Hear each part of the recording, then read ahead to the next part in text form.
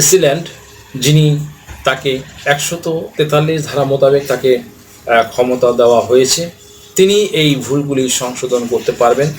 তখন আমাদের settlement office থেকে যেই সকল ভূমি কর্মকর্তারা জরিপ কার্য সম্পাদন করেন, সেই জরিপে যেই সকল ভুলগুলি হয়েছে বা যেই সকল ভুল হয়ে থাকে, সেখানে করণিক ভুল থেকে আরও অনেক বড় বড় ভুল হয়ে থাকে।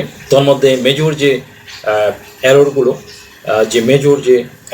রয়েছে, তার মধ্যে কয়েকটি এরর কিন্তু এই সহকারী কমিশনার তাকে ক্ষমতা দেওয়া হয়েছে, তিনি এই ভুলগুলো সংশোধন করতে পারবেন।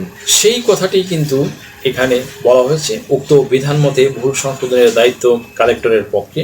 কালেক্টরকে ডিসি সাহেব, জেলা প্রশাসক সাহেব তার পক্ষে ক্ষমতাপ্রাপ্ত রাজস্ব অফিসার হিসাবে সহকারী ভূমি কমিশনারকে অবশ্যই তাকে কিন্তু ক্ষমতা প্রদান করা হয়েছে। চূড়ান্তভাবে মুদ্রিত খতিয়ান, যথার্থ ভুল, এই যথার্থ ভুল যেটিকে আমরা সংশোধন করতে পারি।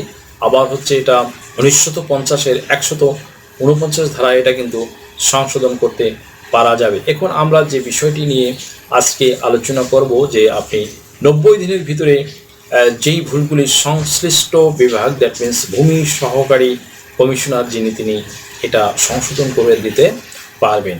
এই বিষয়টি নিয়ে আমরা শর্টলি কিন্তু অল্পতেই আদালতে চলে যাই। তারপরে এই ভুলগুলি কিন্তু সংশোধন করা সম্ভব হয় না। আদালতে কিন্তু মামলা ঝুলতে থাকে এবং বাদী এবং বিবাদী দুজনেই কিন্তু এটা একটি লং রেঞ্জ প্রসিডিউর বলে এটা কিন্তু সহসা এটা সমাধান হতে চায় না।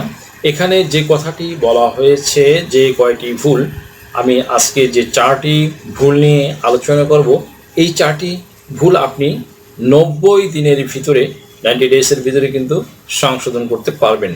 সরকারের প্রকাশিত গেজেট, যেটি নাকি যে ভূমি সচিব মুস্তাফিজুর রহমান সাহেব, তিনি এই গেজেটটি কিন্তু সিগনেটরি, এবং সচিব মাহমুদ হাসান তিনি কিন্তু এটি প্রকাশ করেছেন। যে গেজেটটি, সেটিতে বলা হয়েছে প্রকৃত ভুল এবং যথার্থ ভুল, অ্যাকচুয়াল ভুল, দ্যাট মিনস প্রকৃত ভুল এবং যথার্থ ভুল যেগুলো, এই ভুলগুলো আপনারা কিন্তু সংশ্লিষ্ট বিভাগ থেকে, দ্যাট মিনস ভূমি সহকারী কমিশনের ওখান থেকে আপনারা সংশোধন করে নিতে পারবেন। ওখান থেকে কিন্তু আপনারা কারেকশন করে নিতে পারবেন। যথার্থ ভুল কোনগুলো, প্রকৃত ভুল এবং যথার্থ ভুল, এখানে যেটা লেখা হয়েছে সেটা বলা হয়েছে প্রকৃত ভুল বা যথার্থ ভুল বলতে সেই ধরনের ভুলকে বোঝায় যা জরিপের সময় খতিয়ানের কোনোরূপ প্রতারণার উদ্দেশ্যে, দ্যাট মিনস কোনো ফ্রডুলেন্ট টেন্ডেন্সি উদ্দেশ্য ছাড়া, এই ধরনের উদ্দেশ্য ছাড়া সরল বিশ্বাসে করা হয়েছে। দ্যাট মিনস এখানে কোনো উদ্দেশ্যহীনভাবে, উদ্দেশ্য প্রণোদিতভাবে নয়, কোনো উদ্দেশ্য ছিল না এই ভুলটি করার জন্য, এবং সরল বিশ্বাসে করা হয়েছে। এই ভুল এতই দৃশ্যমান যে সংশোধন ছাড়াই মালিকানার সত্ত্বের কোনো ক্ষতি সাধন হয় না।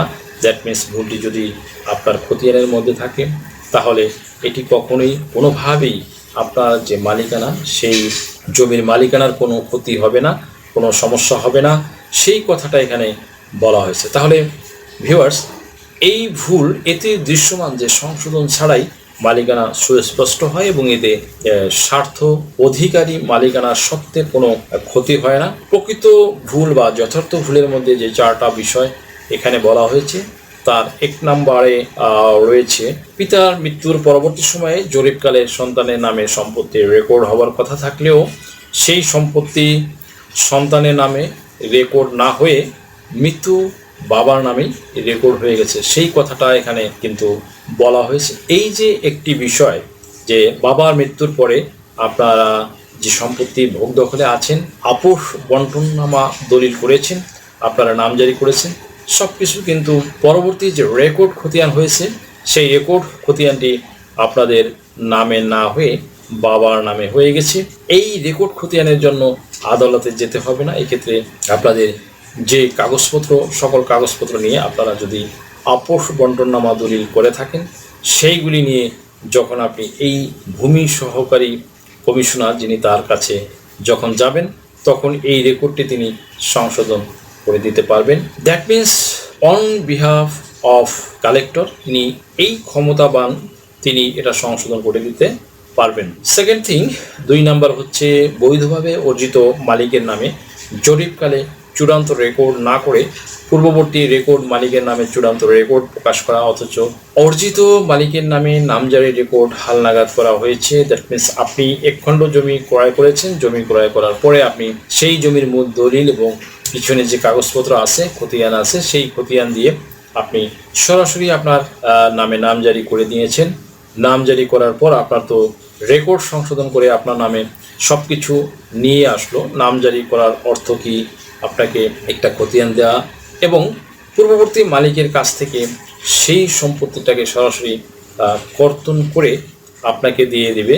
দেওয়ার পরে যতটুকু সম্পত্তি আপনি পেয়েছেন সেই সম্পত্তির যে রেকর্ডটি আপনার নামে হালনাগাদ করে দিল। কিন্তু পরবর্তীতে যখন সরকারিভাবে জরিপ আসলো, সেই জরিপে আপনার যতটুকু সম্পত্তি আপনার নামজারি করা আছে সেই সম্পত্তিটি যারা জরিপকারক তারা আপনার নামে করে দেওয়ার কথা, বাট করে দেয় নাই।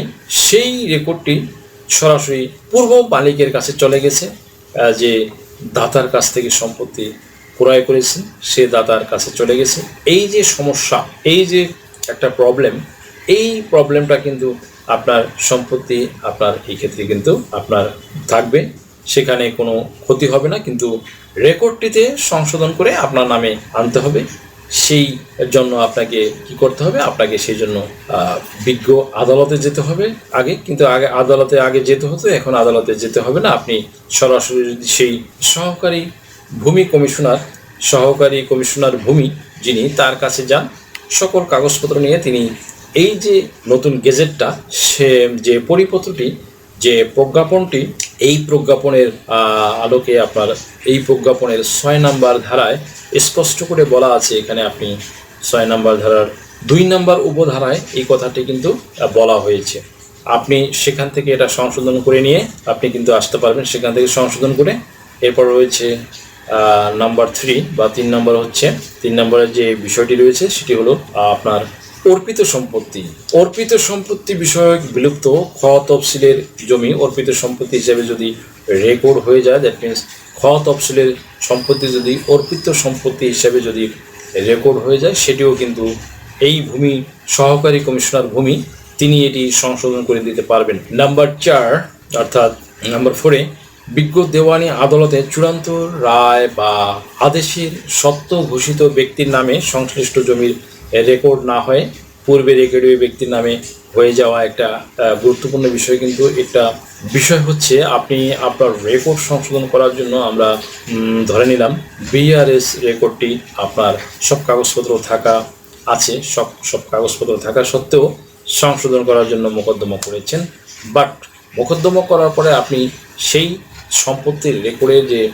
জাজমেন্টটি, রায় বা ডিক্রিটি, যে আপনার সম্পত্তি অন্যের নামে হয়েছিল, রায় আপনার পক্ষে চলে এসেছে যে আপনি সম্পত্তিটি আপনি এখন রেকর্ড করে নেবেন। দ্যাট মিনস যেটি ভুল হয়েছিল সেটি আদালত কর্তৃক আদেশ দিয়েছে যে তিনি প্রকৃত মালিক তার নামে রেকর্ড করে দেওয়া হোক। এই রেকর্ডটি যদি ভুল করে যদি আবার যেই ব্যক্তির নামে ভুলে রেকর্ড হয়েছিল তার নামে যদি আবার রেকর্ড হয়ে যায় কোনো কারণে, এটা যে কোনো সিচুয়েশনে হয়ে যেতে পারে, তাহলে এই আদালতের জাজমেন্টটি দিয়ে তিনি কিন্তু রেকর্ড সংশোধন করে নিতে পারবেন।